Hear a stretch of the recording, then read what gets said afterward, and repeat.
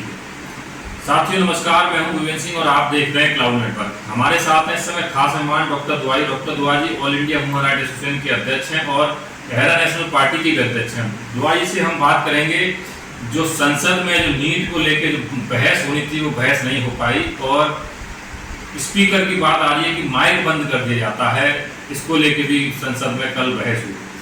दुआ साहब आपका बहुत बहुत न्यूज को मैं अभिनंदन करूंगा और ये कहना चाहूंगा कि देश के भविष्य को खतरे में डालना, उस भविष्य के अंदर उस छात्र के अंदर नेताओं के भी बच्चे हैं, ब्यूरोक्रेट्स के भी बच्चे हैं, जजेस के भी बच्चे हैं, तमाम तरह के बच्चे हैं जिनकी भविष्य के साथ खेलना, ये सब विधायिका के अंदर वही चट्टे बट्टे, चूंकि सरकार जो 2019 में थी वही 2024 में सौभाग्य कहिए, दुर्भाग्य कहिए या नगरीय सरकार कहिए, जो भी कहिए वही आ गई है। और वही हम लोगों ने सोचा था कि कुछ बदलाव आएगी और इनकी जो हेकड़ी है वो कम हो जाएगी, लेकिन पहले दिन से ही वही हेकड़ी, वही विपक्ष को बोलने की जो है इजाजत नहीं है। उनको संसद से बाहर करना, उनको सस्पेंड कर देना, चाहे वैसी हो, चाहे राहुल गांधी के माइक को बंद करना हो, तो ये पहले दिन से ये कहानी शुरू हो गई है कि हमारी चलेगी दादागिरी, हम है तो सब है और बाकी कोई कुछ नहीं है। तो इस तरह का जो पार्लियामेंट के अंदर चल रहा है, जहां पे अम्बेडकर की मूर्ति हटाई जाती है, फूले की मूर्ति हटाई जाती है और गांधी की मूर्ति हटाई जाती है, वहां संगोर रखा जाता है और न जाने उनकी क्या क्या सोच है। और फिर ये रोते हैं कि पीछे इसने ये कहा था, उसने इमरजेंसी लगा दिया था, उसने यूं लूटा था, मैं भी लूटूंगा, अगर वो 10 लूटा तो मैं 100 लूटा, क्या किया वही तो कर रहा हूं। तो इस तरह की मानसिकता लेकर के ये लोकतंत्र की हत्या है, ये हमारे संविधान की हत्या है, हमारे जनता के साथ धोखा है। जनता बार बार जो है ठगी जा रही है, जनता कोशिश करती है कि अच्छे सच्चे हमारे उम्मीदवार जनप्रतिनिधि आए जो देश को चलाएं। नीट हो, चाहे यूजीसी हो, चाहे आईएएस के एग्जाम हो, चाहे पुलिस की हो, कहीं भी ये सब जगह चोरी कर रहे हैं। और जहां पे 24 लाख बच्चे नीट के लिए एग्जाम दिया, 2 लाख का मैक्सिमम एडमिशन होता है, 22 लाख फिर भी घर में होते हैं। और ये क्रीम लेयर में अपने अच्छे सच्चे चुने हुए लोगों को जो है पैसे लेकर के उनको पास कर देते हैं, उनको डॉक्टर बना देते हैं और बाकी जो योग्यता रखते हैं, विलक्षण शक्ति रखते हैं, जिसमें बहुत कुछ है, उनको जो है नहीं होता। और नतीजा होता है कि वो जो है दिग्भ्रमित होकर के या देश में रहते हैं या विदेश चले जाते हैं। और कहीं ना कहीं जब यही डॉक्टर, ये डुप्लीकेट डॉक्टर जब बनेंगे और जब एम्स में और बड़े बड़े हॉस्पिटल में काम करेंगे, वहां पे जो है लीडर और वहां पे जो है बड़े बड़े जजेस जाएंगे तो उनकी पेट को फाड़ के उनके पेट के अंदर कैंची डालेंगे, अच्छे से इलाज नहीं होगा। तो क्या आप यही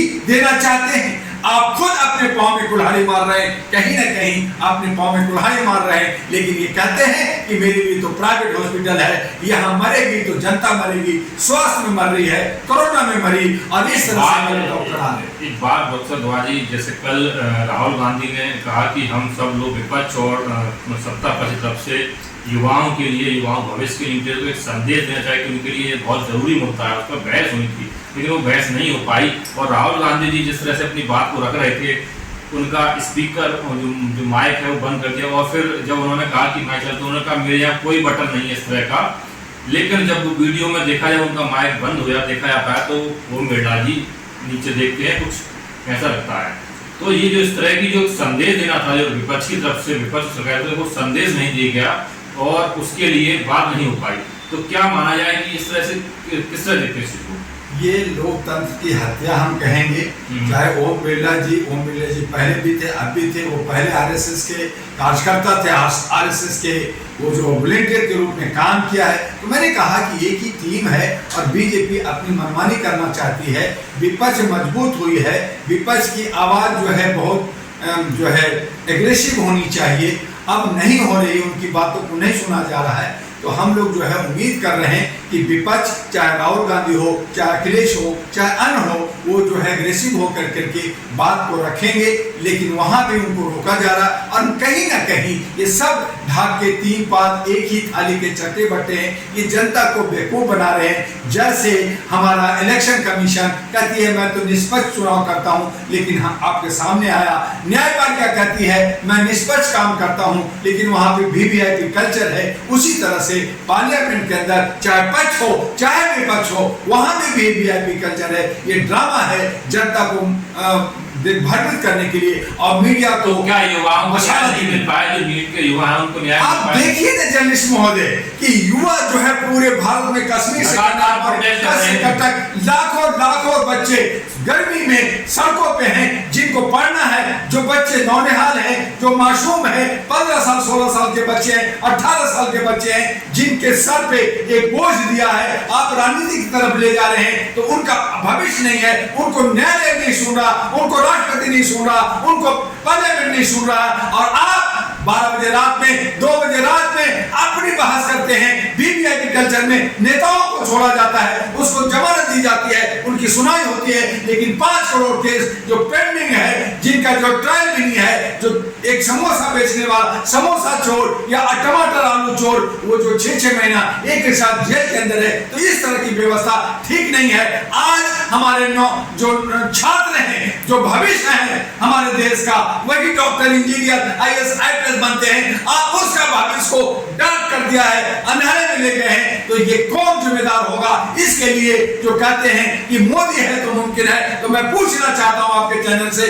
कि मोदी जी कहां हैं, उनकी गारंटी कहां है, राहुल की गारंटी कहां है, बाकी नेताओं की गारंटी कहां है, और चीफ जस्टिस की गारंटी कहां है, आपके राष्ट्रपति की गारंटी कहां है? राहुल गांधी उसके लिए कह रहे हैं ना कि बहस कहने से क्या होगा? है ना सड़कों पे छात्रों के साथ है कि नहीं चलने देंगे पार्लियामेंट, हम बंद कर देंगे, और हमारे छात्रों की अभी सुनवाई हो, और सुप्रीम कोर्ट अभी आदेश दे कि ये जो है पुनः हमारा जो है री एग्जाम होगा, और सारे खर्चा सरकार को होगा, इन बच्चों को किसी तरह का नुकसान नहीं होने देंगे। तो ऐसी कोई व्यवस्था बनाए, और फिर इस तरह का जो चोरी और चकारी न जाने कितने सालों से हो रहा है, तो ये सब कैसे रोका जाएगा? इसकी व्यवस्था कौन करेगा? कौन है जिम्मेदार? और इसका जिम्मेदार कहीं न कहीं या तो मोदी है, या तो राहुल है, या तो चीफ जस्टिस है, या तो राष्ट्रपति है। इसलिए छात्र आज जो जन आक्रोश में बैठी है, सड़कों पे भिड़ रही है, उसका वो भी जज का, और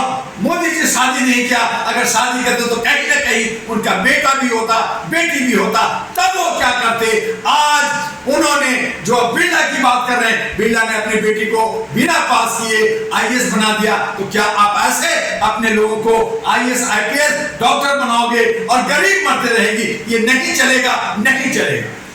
आप लोगों ने सुना डॉक्टर तिवारी ने कहा चाहे मोदी जी हो चाहे राहुल गांधी जी हो, अगर राहुल गांधी संसद में बात कर रहे हैं तो उन्हें युवाओं के साथ आकर युवाओं से बात करनी चाहिए, और उन्हें कहना चाहिए कि नीट का एग्जाम दोबारा होना चाहिए। तो दोनों लोग, तिवारी का कहना है कि दोनों लोग एक जैसे मिले हुए हैं, इनका कोई वो नहीं है, लेकिन युवाओं की बात नहीं हो रही है। युवाओं की बात होनी चाहिए, नीट का एग्जाम दोबारा होना चाहिए, जो व्यवस्था है सरकार को सही व्यवस्था होना चाहिए, सुप्रीम कोर्ट को उसमें संज्ञान लेना चाहिए, अब तत्काल होना चाहिए, जल्दी होना चाहिए, इसमें देरी किस बात का? आप लोग सुना तत्काल होना चाहिए, तिवारी की मांग है तत्काल होना चाहिए, और उस पर देरी नहीं होती है। अब आप लोगों की क्या राय इस वीडियो के लिए, आपने हमें कमेंट बॉक्स में बताइएगा। धन्यवाद।